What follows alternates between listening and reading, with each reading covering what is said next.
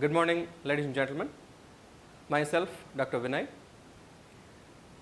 and let me introduce myself here that I have appeared for civil service selection process till the stage of personality test, that is interview, in the year 2009-10, and then the State Public Service Commission interview in the year 2012-13, and I have been teaching multiplicity of subjects across general studies and optional anthropology. My area of teaching would include the civil service mains component, that is GS3 and GS4 in general. With that experience and with various interactions with multiple students across length and breadth of the country, I have observed that there is a vast source or multiplicity of sources available concerned with multiple components of general studies and optional. But what is more important is a concise, to the point, specific and concise study sources would be the need of the hour. Keeping the requirements in view, we have designed on behalf of REDDY publications, we have designed one source which is a quick revision series book on disaster management. As you all know that the disaster management component is useful both for preliminary as well as mains examinations across the civil service examination at the central level as well as the civil service examinations at the various state levels. Getting into the subject of the publication, the intended audience or intended readers concerned with this publication would be those people who are preparing for preliminary examinations of various competitive examinations. Along with that, people who are about to write the mains examination in the next couple of months. And this source is designed in such a way to satisfy or to cater to the needs of all those aspirants. Second component is, from where did we get the information or the sources concerned with the information in this publication? Number one would be, as usual, the basic components from NCERTs, and the second source is the website of National Disaster Management Authority, and the third source is second ARC recommendations. So we have gathered information from all these sources and arranged in such a way that it is concise, crisp, and a ready reckoner for quick revision. That is the ultimate purpose of this publication. It is a quick revision series publication. And these are the sources. Coming to the subject per se, as we all are experiencing across the length and breadth of the country, various hazards turning into disasters resulting in loss of human lives, loss of lives of animals, loss of property, and there is a complete economic growth and development benefits being erased by few disasters in the recent past.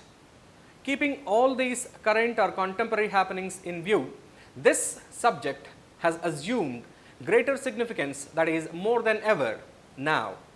Now, as the examination requirements are not based on the event which is happening in the contemporary developmental time periods, but the underlying concept behind these events which are present in the newspapers as news events. Please remember that the questions will not be based on the news item or event in the recent past, rather the background, the fundamental scientific concept behind that news item or event.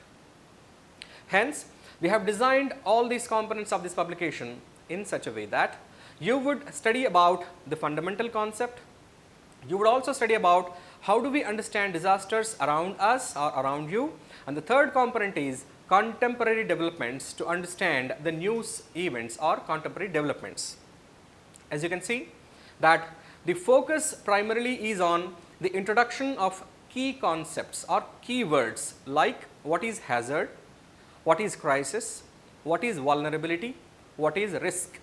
Because when you look at the international framework or guidelines in the name of Sendai framework, Sendai framework focuses more on risk management rather than disaster management per se.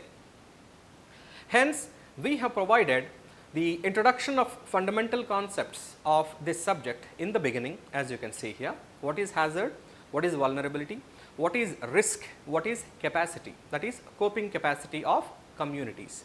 So once we are done with this basic concept introduction, we'd move on to the components of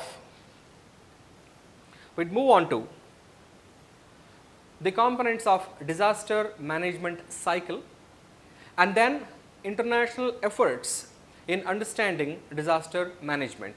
It starts from the 1990s, especially in 1994, that is Yokohama strategy concerned with disaster reduction, and then it moves on to the second conference, that is World Conference on Disaster Risk Reduction in 2005, that is the Hyogo framework, and then it moves on to the 2015 World Conference on Disaster Risk Reduction, that is in the name of Sendai framework. So all these three conferences and their outcomes are mentioned in this publication. Along with that, Government of India has come up with a comprehensive disaster management act in the year 2005. We also have provided the contents and the strategy of Government of India concerned with disaster management in India. We have provided that information as well here.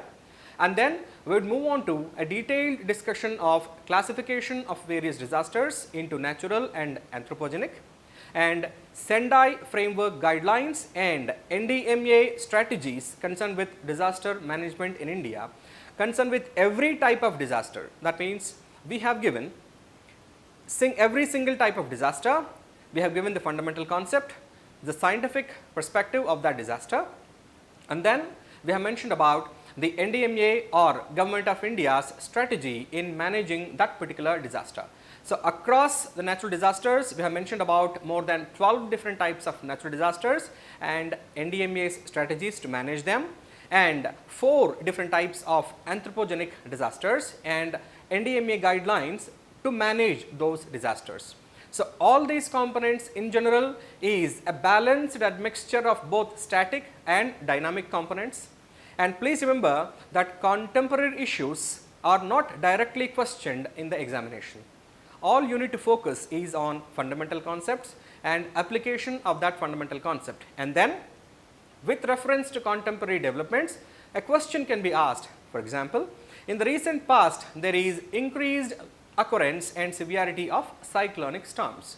So if that is the question, you need to write about what is cyclone, different types of cyclones, World Meteorological Organization's classification of cyclones, Indian Meteorological Department's classification of cyclones in India, how would a cyclone occur, which areas are vulnerable as far as India is concerned, and what are the strategies by the Government of India to manage the cyclones. So that is how your answer needs to be. If at all there is another possibility that what are the paradigm shifts observed in the way Government of India is dealing with disasters in India, then you'll have to talk about the difference in the approach by the Government of India before the 2005 Disaster Management Act and after the Disaster Management Act by the Government of India. Along with this, we have included the 2016 National Disaster Management Plan with 2019 amendment to it. So you have all the required sources present in this publication, along with the recent happenings or contemporary developments concerned with disasters.